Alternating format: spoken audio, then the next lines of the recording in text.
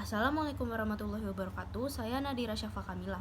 Pada kesempatan ini, saya akan menjelaskan dan merincikan perencanaan bisnis yang sudah saya buat.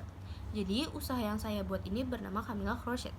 Nah, Kamila Crochet ini merupakan usaha yang menghasilkan produk rajutan yang dilakukan secara manual. Produk yang dihasilkan ini beragam, bisa sesuai request pelanggan. Contohnya kayak gantungan kunci, kardigan, boneka, tas, dan lain sebagainya. Tempat produksi saya ini ada di rumah. Lalu target pasaran saya ini sebenarnya semua kalangan, tapi terutama itu anak remaja karena yang saya buat ini dominan itu gantungan kunci atau boneka-boneka. Lalu ada visi misi usaha. Jadi visi saya yang pertama itu menghasilkan kerajinan inovatif, yang kedua menghasilkan produk unggul, yang ketiga menghasilkan produk yang dapat diterima oleh masyarakat luas. Yang kedua itu ada misi. Yang pertama itu meningkatkan kreativitas kearifan lokal yang ada. Yang kedua, meningkatkan inovasi serta kerajinan rajut yang dapat bermanfaat bagi orang banyak. Yang ketiga, dapat memberikan inovasi kepada para penggiat seni lainnya. Lalu selanjutnya ada identifikasi. Identifikasi produk ini seperti yang sudah saya jelaskan di slide awal. Kamila Crochet ini menghasilkan produk-produk seperti gantungan, tas, dan kardigan, atau bisa sesuai dengan request pelanggan lainnya. Metode yang kami gunakan ini adalah crochet. Jadi crochet itu merupakan cara membuat produk yang sudah saya sebutkan tadi, atau juga bisa baju dengan menggunakan benang dan hakpen. Jadi benang dan jarum ini dibikin dengan kaitan spesial sehingga menghasilkan produk yang bagus dan menarik. Lalu selanjutnya ada price list. Nah, price list ini tuh sebenarnya tergantung project ya. Tapi kalau yang besar-besar kayak tas rajut, kardigan, shawl, dan semacamnya lah ya, yang membutuhkan effort atau tenaga yang besar, itu kisaran 500 sampai 200 ribu harganya. Kalau yang kecil-kecil kayak gantungan kunci, boneka, bunga satuan gitu, itu 20.000 sampai 100.000. Selanjutnya ada analisis SWOT. Yang pertama itu ada strength. Strength itu kekuatan. Jadi keunikan dari tiap rajutan yang saling terkait dalam produk rajut dapat memberikan untung yang cukup besar. Kualitas tidak perlu diragukan karena kerajutan ini lebih awet daripada produk plastik. Jadi banyak kan kayak gantungan kunci itu yang terbuat dari plastik gitu. Di samping itu, untuk memulai bisnis rajut tidak memerlukan modal yang banyak dan bahan baku yang harganya mahal tuh tidak. Sehingga modal biaya yang dibutuhkan juga tidak terlalu besar. Namun modal utama dari bisnis ini adalah keterampilan, ketekunan, ketelitian, dan kesabaran dalam menghasilkan produk ini.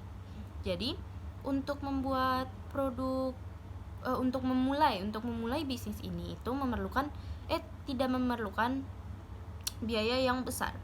Jadi satu set alat rajut itu bisa dipakai berkali-kali. Lalu yang harus Anda stok itu mungkin benang. Benang ini harga satu gulungannya itu sekitar 12.000.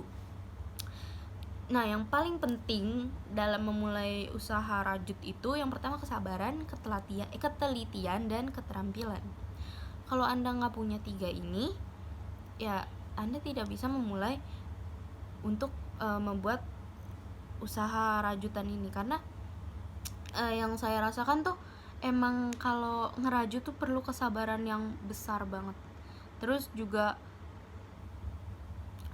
dia tuh perlu ketelitian. Kalau misalnya ini kan kalau dirajut itu ada pola.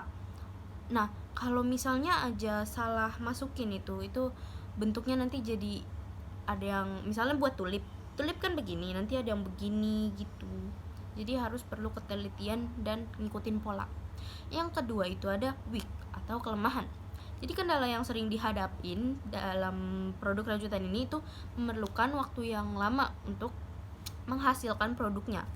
Jadi kayak saya aja ini satu tulip itu bisa 3 jam. Apalagi yang masih amatir itu bisa sehari atau 3 hari. Karena juga pengerjaannya itu dilakukan secara manual kan. Jadinya kita juga cuma punya 2 tangan, jadi nggak bisa diburu-buruin gitu. Selain itu, untuk menghasilkan produk yang berkualitas diperlukan ketelitian dan keterampilan merajut. Seperti yang saya bilang di awal, ketelitian dan keterampilan itu sangat diperlukan dalam membangun usaha rajut. Masyarakat ini banyak yang belum ahli merajut, sehingga terkadang kualitas produk yang dihasilkan satu dengan yang lain terkadang berbeda meski bentuknya sama. Belum banyak anggota masyarakat yang mengerti nilai seni sebuah hasil rajutan, sehingga enggan membeli jika harganya di luar jangkauan. Contohnya nih, kayak saya punya temen, dia tuh yang kayak kaum mendang-mending itulah ya.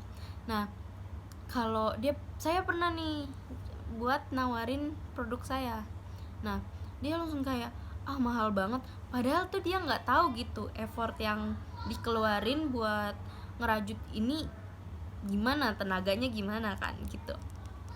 Lalu ada opportunity atau peluang. Jadi, besarnya minat para konsumen akan kerajinan mampu menjadi salah satu peluang usaha kerajinan rajut untuk menduduki pasar. Tidak banyak toko ataupun pasar yang menjajakan produk rajutan. Populasi wanita yang lebih banyak membuka jalan bagi produk kami untuk dilahap karena wanita cenderung suka melihat hal-hal baru, unik, dan apalagi telah menjadi tren di pasaran. Jadi, penyuka rajutan ini dominan wanita. Karena kalau cewek tuh kalau lihat yang lucu-lucu pasti kayak, ih mau deh, lucu banget gitu. Nah, jadi usaha rajut ini menjadi salah satu peluang buat menarik perhatian para wanita gitu, atau para kalangan wanita yang suka barang-barang lucu. Itu kita jadi bisa ngekreasiin gitu gimana. Terus juga kalau rajut ini bisa sesuai request mereka, jadi mereka makin seneng gitu. Lalu yang terakhir ada threat, ancaman. Persaingan produk plastik yang dijajakan oleh toko-toko lain bisa menjadi ancaman karena mereka biasanya menjual dengan harga yang lebih murah. Iya, murah karena produk plastik ini pembuatannya tidak selama rajut kan ya, jadi nggak serumit rajut juga. Jadi harganya murah gitu. Apalagi posisi toko yang berada di antara toko-toko yang terus menjamur membuat persaingan semakin ketat. Pasokan bahan baku yang cukup sulit didapat karena seni rajut kurang diminati disebabkan prosesnya yang rumit, sehingga cukup langka menemukan toko atau pabrik yang menjual bahan dan perlengkapan merajut. Dari yang saya amatin, itu emang jarang gitu ada yang jual ada yang jual bahan-bahan rajut. Ini aja di sekitar rumah saya ini emang ada gitu yang menjual perlengkapan merajut. Itu saya tahu dari kakak saya karena emang udah langganan gitu kan. Selanjutnya ada strategi penjualan. Jadi strategi pemasaran yang kami lakukan yaitu dengan memasang iklan di media sosial. Jadi sebenarnya sebelumnya ini saya sama kakak saya udah pernah bikin bisnis ini. Jadi waktu itu udah ada sebenarnya IG-nya. Cuma karena kakak saya kerja dan saya yang ngelanjutin, jadi kan juga saya masih belajar gitu ya, belum bisa yang sepro kakak saya. Jadi IG-nya ditutup. Dulu juga tuh lumayan rame yang minat sih. Jadi oke. Terus karena udah di tangan saya, jadi strategi yang saya lakukan ini yang pertama itu membuka IG-nya kembali, Camilla Crochet. Habis itu saya membuat poster untuk mempromosikan. Jadi saya minta bantuin teman-teman saya untuk promosiin di media sosialnya.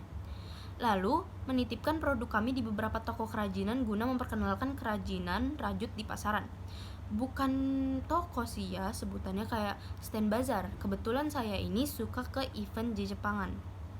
Nah, di event Jepangan ini kebetulan saya kenal sama teman saya yang emang dia tuh setiap di event Jepangan ini buka stand kalau ada standnya gitu. Nah, dari stand itu kan biasanya kayak ada karakter anime gini gitu.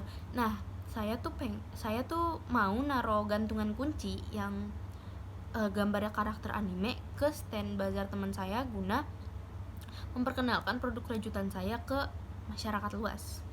Lalu kami akan mengadakan pelatihan merajut kepada masyarakat dan juga sebagai media promosi. Jadi saya ini mempunyai kesempatan dari sekolah untuk mengikuti pameran di Monas. Nah, jadi nanti di Monas itu saya merajut sambil mempromosikan produk saya.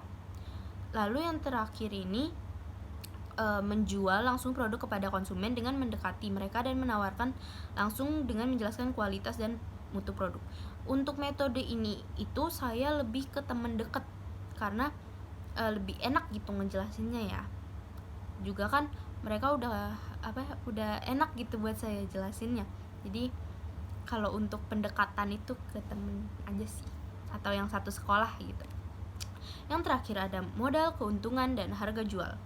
Jadi modalnya ini sebenarnya kalau untuk modal awal tergantung project yang mau kita buat itu awalnya apa. Jadi kita ambil contoh 2 tas. Nah, satu set alat rajut itu bisa dipakai berkali-kali. Satu set alat rajut itu harganya 90.000. Udah terdiri dari jarum, lalu hakpen, lalu penanda dan lain-lain. Lalu untuk membuat 2 tas ini diperlukan 5 benang. Itu 5 benang sama dengan 60.000. Anggaplah 5 benang ya. Tergantung besar kecilnya tas sebenarnya. Nah, lalu 90 ditambah 60 ini menjadi 150.000. Itu adalah modal awal 150.000 untuk membuat 2 tas. Nah, harga jual tas kita anggaplah satu tas itu 150.000. Kalau 2 tas menjadi 300.000. Lalu keuntungan yang kita dapat itu dalam menjual 2 tas itu adalah 150.000. Sekian dari saya. Mohon maaf bila ada salah kata. Saya pamit undur diri. Wassalamualaikum warahmatullahi wabarakatuh.